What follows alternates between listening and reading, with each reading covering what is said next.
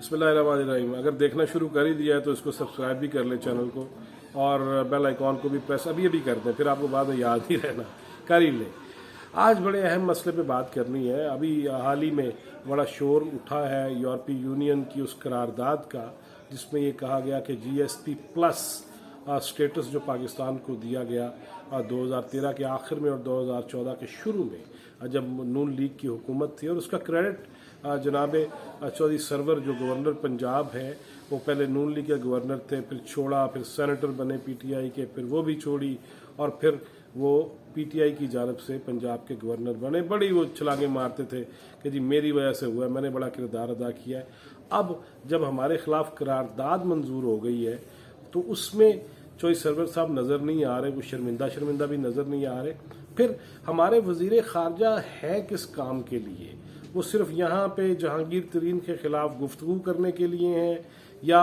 Opposition अरकान पे चढ़ाई के लिए हैं, या वो किस काम के लिए हैं? अगर वो अपनी ख़ारजा अमूर को बेहतर अंदाज में संभाल नहीं पा रहे, क्या यूरोपीय यूनियन इस दुनिया में नहीं है? 27 मुल्क हैं उसमें, निजी दौरों पे ये पहले भी बहुत जाते थे। इनका काम सिर्फ यही है कि हिलरी क्लिंटन के साथ सर जोड़ के बस बैठ के तस्वीरें मशहूर करा देना, या फिर मुल्तान में बैठ जाना गले के ऊपर और हाथ आगे कर देना कि चुम दे जाओ तो पैसे देते जाओ, और मुरीदों को अपने हाथ ही चुमवाते रहें। इनका काम तो ये था कि ये दूर की सोचते पाकिस्तान के मामलात किस कदर शिद्दत इख्तियार कर रहे हैं, उसका हल क्या है, बैनुल-अक़वामी बरादरी को कैसे बताया जाएगा कि पाकिस्तान के इश्यूज़ क्या हैं, मसाइल क्या हैं, और फिर उस पर ये कोई ब्रिज बनते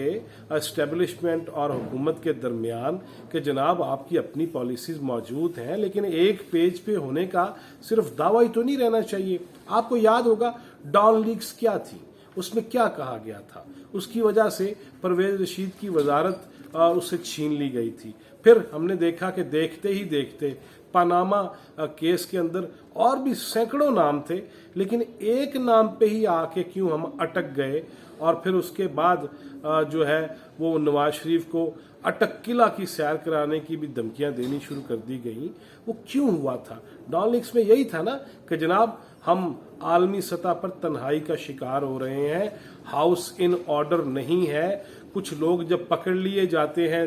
दहशतगर्दी के इल्ज़ाम में तो उन्हें छुड़ा के ले जाया जाता है, जिस पे वो लीक्स बनी और उसके बाद हुकूमत का दड़न तख्ता करने की सारी प्लानिंग बन गई। अब हम देखते हैं कि वही बातें चीफ ऑफ आर्मी स्टाफ जनाब जनरल कमर जावेद बाजवा वो भी फरमाते हैं, वो खिताब करते हुए भी और वो साफियों और एंकर्स की मीटिंग में भी, अगरचे एंड पे वो यही कहते हैं कि ऑफ द रिकॉर्ड है, लेकिन सारा मतमा नज़र वो समझा देते हैं। ये भी किसी दिन बात करेंगे कि उनमें कुछ तो ज़ीरक अहले साफत मौजूद हैं जो हमेशा से होते हैं, लेकिन कुछ जो पैरा ट्रूपर्स हैं वो क्या बयानियां आपका आगे पहुंचाएंगे जनरल साहब, जिनको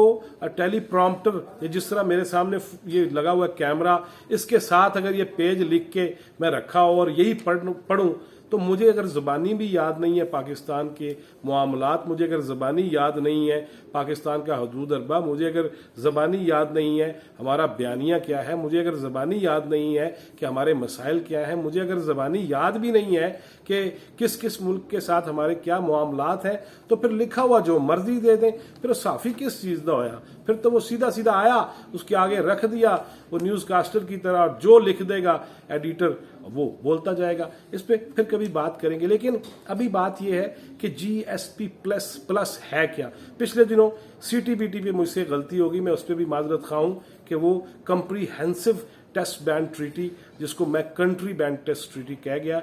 उस पर माजरत मैंने पहले भी किया, अब भी करता हूं। ये GSP generalized scheme of preference plus, जिसके तहत हमें छूट दी जाती है यूरोपियन मंडियों पे, जब हमारी चीज़ें पहुंचती हैं, हम एक्सपोर्ट करते हैं तो उस पर टैक्स की छूट दी जाती है, और यूं हम उन 27 ममालिक की मंडियों तक पहुंचते हैं जिसमें चीन, वियतनाम, टर्की और इंडिया, फिर बांग्लादेश اور श्री लंका और भी दीगर ममालिक मौजूद हैं जिसमें हम उनका मुकाबला कर पाते हैं, वगरना हमारी चीज़ें बहुत महंगी वहाँ जब पहुँचती हैं, बिकती हैं, तो फिर हमें उस तरह से फ़ायदा हासिल नहीं होता। लेकिन उसमें हमारे ऊपर कुछ शराइत भी हैं, कुछ कवायद हैं, कुछ जवाबित हैं। 27 तो वो इंटरनेशनल बैनुल अक़वामी कन्वेंशंस हैं जिन पे हमने साइन कर रखे हैं कि हम इनकी पासदारी करेंगे। फिर उसमें मजहबी इंतहा पसंदी है, फिर उसमें सजाए मौत और ख़ास तौर पे तौहीन रसालत के हवाले से जो कानून मौजूद है उस पर भी हमारे ऊपर प्रेशर मौजूद है कि इसको ख़त्म किया जाए। फिर उसके साथ साथ ऐसी चीज़ें भी हैं जैसे माहौलियात के हिफाजत के लिए जंगली हयात है, उसकी हिफाजत के हवाले से भी बहुत से कवानीन मौजूद हैं इंटरनेशनली। कुदरती वसाइल के तहफ़्फ़ुज़ के हवाले से भी हम पाबंद हैं कि, लेकिन हम ये देखते हैं कि पीपल्स पार्टी के दौर में, नवाज शरीफ के दौर में, मुस्लिम लीग नून के दौर में जब अरब शहजादों को इजाज़त दी गई पाकिस्तान में शिकार के लिए, तो वो भी हम खिलाफ वर्जी कर रहे थे बैनुल अक़वामी कवानीन की। और उस वक्त पीटीआई ने ये ऐलान किया था कि अगर वफाकी हुकूमत इजाज़त देगी भी तो केपीके के अंदर हम किसी को इजाज़त नहीं देंगे शिकार खेलने की, और उसको कोई परमिट जारी नहीं होगा, बेशक कोई जिद्दा वर्जी वड्डा शहजादा क्यों ना हो और प्रिंस क्यों ना हो और बादशाह क्यों ना हो। लेकिन हमने देखा कि 2019 में 20 में तो वैसे ही कोरोना बड़ी शिद्दत के साथ आ गया, उस माबैन भी चंद ऐसे वाक़यात हुए हैं कि हमने इजाज़त दी है। पीटीआई ने 2019 में भी किन किन शहजादों की बड़ी लंबी फहरिस्त है मेरे पास कि तबूक के गवर्नर को आने दिया गया, उनको आवारान और रशकई और चागी में शिकार खेलने की इजाज़त दी गई। खलीफा बिन जैद अन नहयान को हमने पंचगोर और खारान में आने दिया। फिर उसके बाद हमने शेख हमदान को खजदार में, लसबेला में, चागी में आने दिया। फिर कतर के शेख तमीम बिन हमाद को ज़िला वाशक और जासम हम्माद को मूसा खेल और किची के इलाके में आने दिया। शेख फैसल बिन नसीर को किला सैफुल्ला में आने दिया, जिस पे बड़ा बुजदार साहब इतराते थे कि हमने बड़ा फिट कर दिया। बहरीन की मुसल्लह अफवाज के सरबराह को, कमांडर इन चीफ को, अब जो है शेख खलीफा बिन अहमद अल खलीफा, उनको हमने मूसा खेल और मुख्तलिफ इलाकों में जाने दिया। फिर हमने बहरीन के वजीर खारजा लेफ्टिनेंट जनरल शेख राशिद बिन अब्दुल्ला को जाफराबाद में आने दिया। हमने वो काम किए हैं हुकूमती लेवल पे भी, क्योंकि हमें दिरम व दिनार चाहिए थी, उसकी जानकार थी। फिर उसका जवाब हम देते हैं कि हमने कर्जे उतारने हैं, एक से लेके दूसरे को देने हैं। अब जनरल बाजवा साहब सऊदी अरब के दौरे पर हैं। सुना है जनाब इमरान खान ने भी साथ जाना था, या जनरल साहब ने इमरान खान साहब के साथ जाना था। खान साहब अब नहीं गए, वो मुल्क संभालेंगे, हाउस इन ऑर्डर करेंगे और इस तरह करेंगे कि यहाँ लोग गुर्बत के हाथों बच्चे मार रहे हैं, नहर में फेंक रहे हैं, कोई जिंदा दरगोर कर रहे हैं, और वो हाउस इन ऑर्डर करने के लिए और आलमी तन्हाई से बचने के लिए जनरल साहब सऊदी अरब के दौरे पे हैं। देयर इज नो डाउट कि बड़े अहम इश्यूज हैं। ईरान का इश्यू है जो सऊदी अरब के साथ फिर से उनके मामलात बेहतर होने जा रहे हैं, अल्लाह करे हो जाएं। फिर इंडिया का मसला है, कश्मीर इशू है,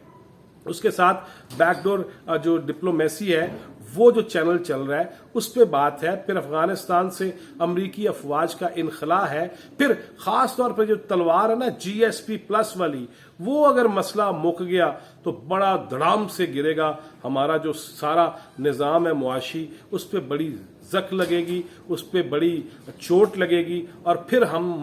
मंगते बन के फिर हम चलने लग गए हैं। हालांकि सुना ये था कि जिस दिन इमरान खान आएगा उससे अगले दिन अरबों डॉलर ला के मुंह पे दे मारेगा और हम सारी चीजें वापस ले आएंगे जो बैरून मुल्क पड़ी हैं। वो भी नहीं है, नून लीग भी वही है, पीपल्स पार्टी भी वही है, मौलाना भी तकरीरें कर रहे हैं, खिताबात कर रहे हैं, और नहीं कोई कर रहा तो साडा वजीर आजम कुछ नहीं कर रहा, वो सिर्फ कौम से खिताब करता है और या फिर मामलात बाहिजाब करता है, उसकी कोई समझ नहीं आ रही। और इस सारी सूरत हाल में पाकिस्तान उस जगह पे खड़ा है जहां पे मुझे डॉन लीक्स की खबरें याद आ रही है कि उस मसले में हमने लताड़ दिया हुकूमत वक्त को, उसके वज़रा को, और आज जब हम खुद वही बातें कर रहे हैं तो फिर हंसी के अलावा कुछ पल्ले रह नहीं जाता हमारे। लेकिन ये सारे मामलात में और इमरान खान की हुकूमत को जो खतरात लाहक हैं उसमें एक पेज वाली बात اب اس طرح سے نظر آ نہیں رہی اسٹیبلشمنٹ کے ساتھ، کیونکہ جناب شہباز شریف صاحب کے رابطے بھی بڑے مؤثر ترین رابطے ہو رہے ہیں، اور اپوزیشن جماعتوں کو بھی ایک سپیس دیا جا رہا ہے جس پہ خان صاحب بہت تپے ہوئے ہیں، اور کوئی وڈا ہی کام نہ ڈال دیں۔ اسد عمر کا ٹویٹ تھا نا کہ اسمبلیاں توڑ ہی نہ دیں، اور ہم نے کچھ عرصہ پہلے بھی یہ کہا تھا کہ ملکی معاملات کے تحت یا تو صدارتی نظام کی جانب جایا جائے گا، کیونکہ اب بھی آرڈیننس پہ آرڈیننس ہی